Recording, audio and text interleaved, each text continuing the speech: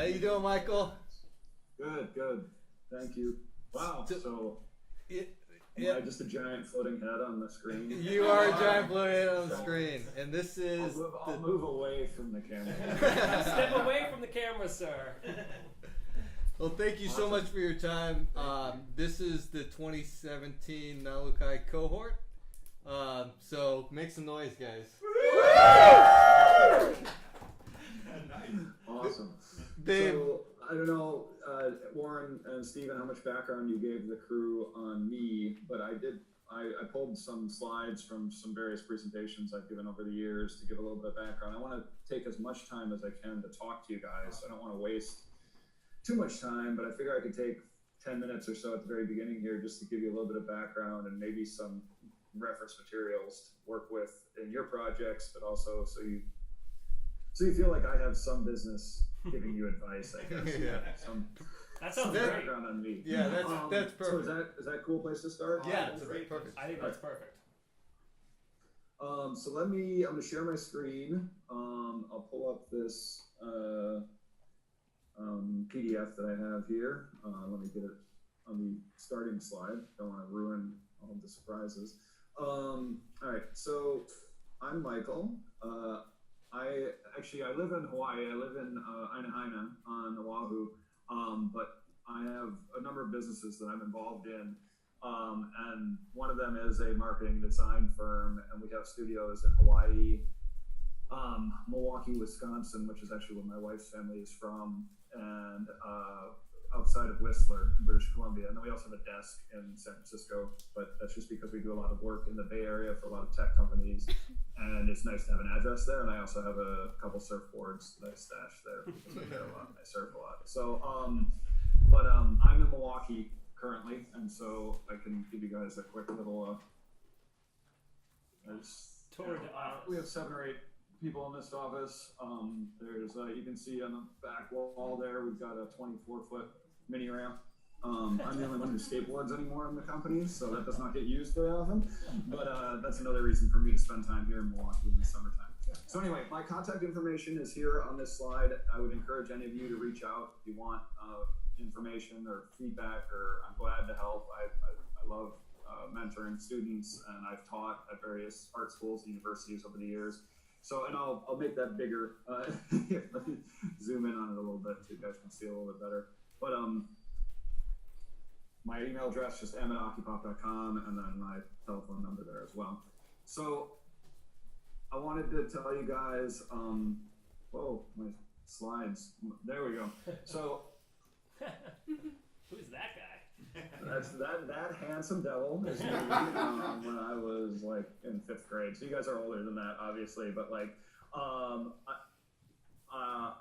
I figured I'd diffuse the situation by saying I haven't always been as cool looking and old as I am now. But to that point, I actually went to school I was pre-med for undergraduate. So I went to the University of Wisconsin-Madison, which is a Big Ten state university with 60,000 students, and I wanted to be a doctor. And so I got an honors degree, top of my class in a huge school. But when I was a senior in college, or end of my junior year, getting ready to take the MCAT, I really just wasn't that passionate about being a doctor. I thought it would be a very good job, and I had always wanted to kind of get a good job when I graduated. But I felt like going to school for another 8 or 10 years, well, for something I wasn't super passionate about, wasn't probably worth it. And one of the funny things is that my degree, because I was pre-med, is actually a zoology degree. So that's why I have the rhinoceros up here, because I have no business speaking to you. I have no professional credentials to do what I've done with my career. But that's where I started, was with biology and zoology. And at the time, while I wasn't very passionate about medicine, I did internships at the Mayo Clinic. Like, I really tried to get passionate about it, but I was really passionate about snowboarding. And so at 17, whatever that was, 21 years old, graduating from college, I decided that I wanted to pursue being a professional snowboarder. And so I moved to Colorado with my wife, or was my girlfriend then, and my brother, and we traveled around and got sponsored by a bunch of companies and got to be subsidized children for a number of years. And we were never good enough to make it into a real job. We were just good enough to not be embarrassed to be, in the same events as the guys that really knew what they were doing. But the thing that happened is around that time, I was in a team meeting. This was in the late 90s. And so probably right around when most of you were born. And one of the owners of one of the companies I was working for at the time said, we're gonna have a website this year and it's gonna be fantastic. And it's gonna cost us a ton of money. It's gonna cost us like $10,000. And I was like, with probably more colorful language than this, because I'm known for not having the cleanest mouth. I said, screw that. Like, I'll build it for $500. And the guy was like, wait, you know how to build websites? And I was like, totally. And I went to the library and I checked out a book on how to build websites, and I got this company to pay me to build this website. And so that was the first job that started my company Ocupop, and that was again like in 1999, so almost 20 years ago.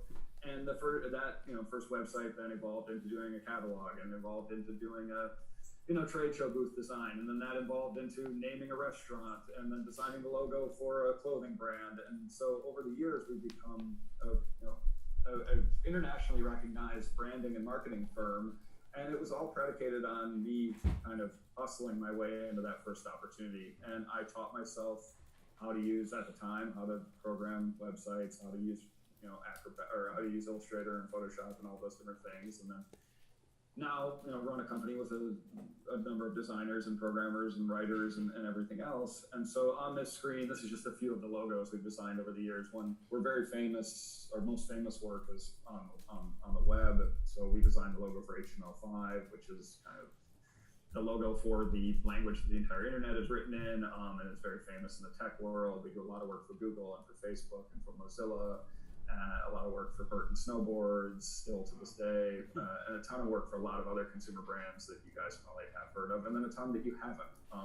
This one in the lower right here, my son's name is Hawken, and my daughter's name is Izzy, and that's a logo I designed for them. So that one no one's ever seen, but it's just for my kids.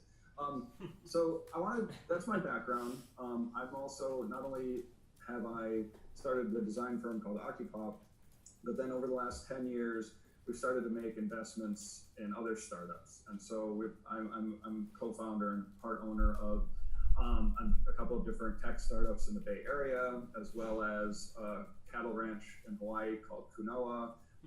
Also work part owner and founder of a shoe company in Minneapolis, Minnesota called Lenona Shoes.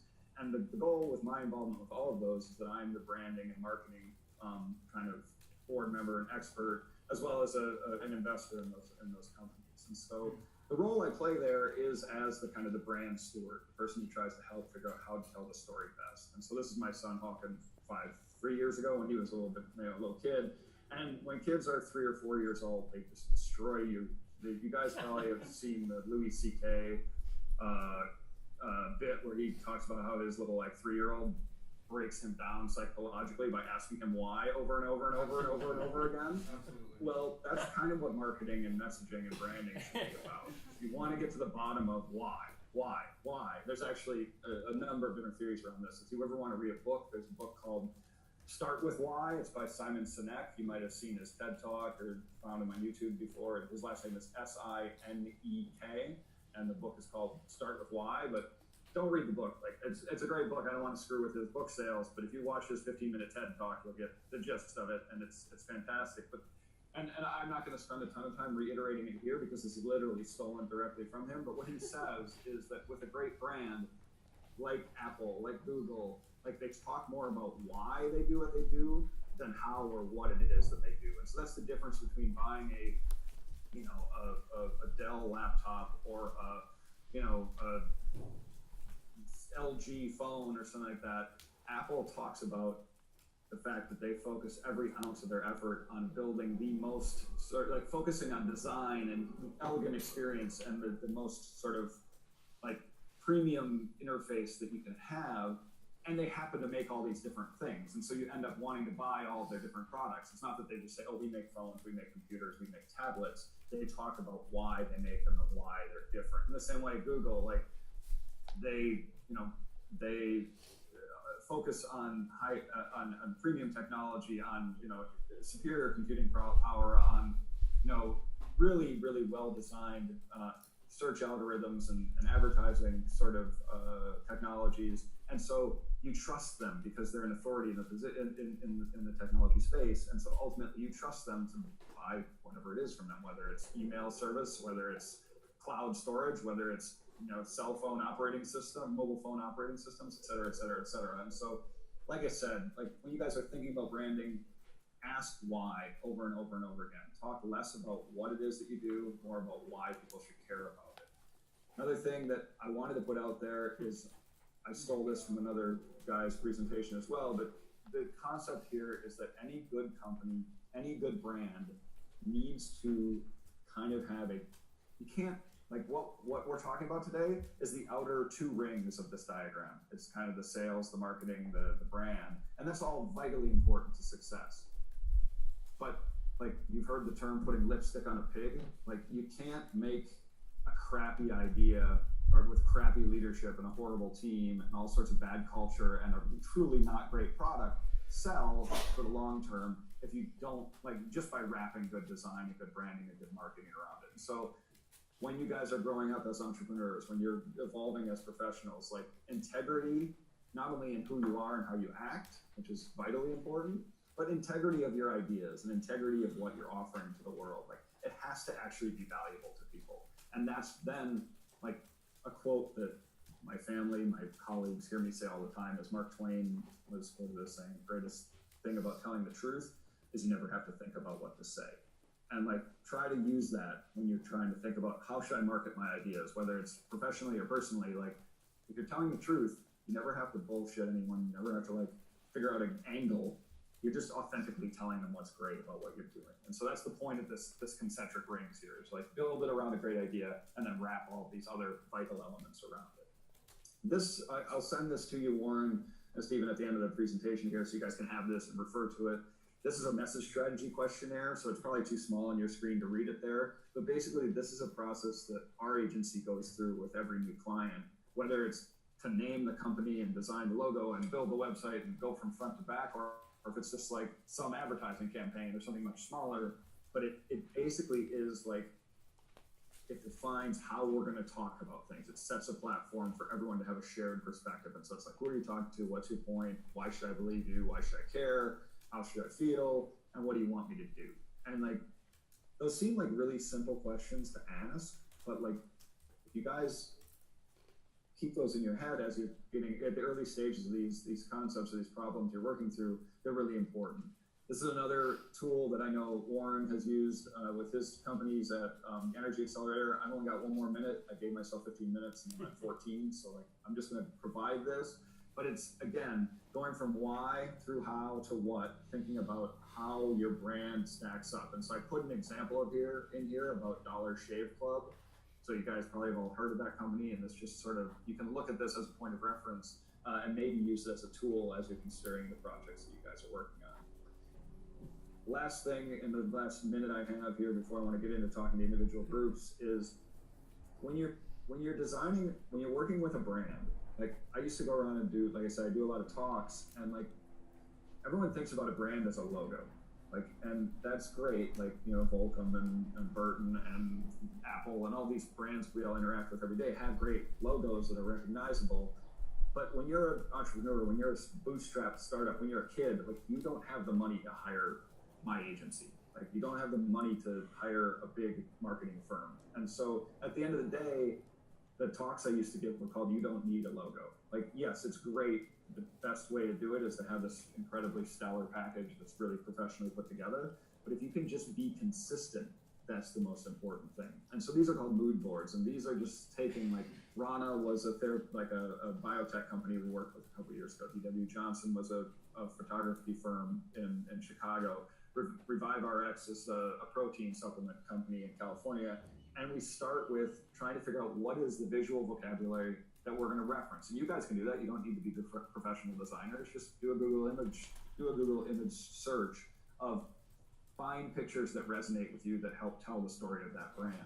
that can then start to inform, this was what the Rana logo ended up looking like. This is what the E.W. Johnson logo looked like. This is what the Revive RX logo looked like. But even if you take the icon out of there, if you covered that part up and just look at the typography and the colors, these are style guides that are given to the clients to make sure everything's done consistently. As an amateur, as an entrepreneur that doesn't have a design or branding background, you can at least be consistent. You can say, we're going to use red and gray. We're going to use these 3 fonts, and we're always going to use that. And like, even if it's that rudimentary, you're leaps and bounds ahead of another company that's just chunks all over the place and it looks like a mess. It just doesn't look professional and it's not recognizable. And so this is an example. This is a foundation that I helped start that's on called Sustainable America. They help try to reduce fuel use and increase food availability in the United States. And just to show you, our agency is the agency of record for this organization. This is just, everything from infographics to T-shirts to web videos to fan wraps, and it all looks really consistent and well put together because it's a consistent vocabulary that's being used, whether it's color, type, etc. So, like I said, I live in Hawaii, so I'll be back there at the end of the month or the end of August. So hopefully get over to see you guys in person and get a even better perspective on what you're up to.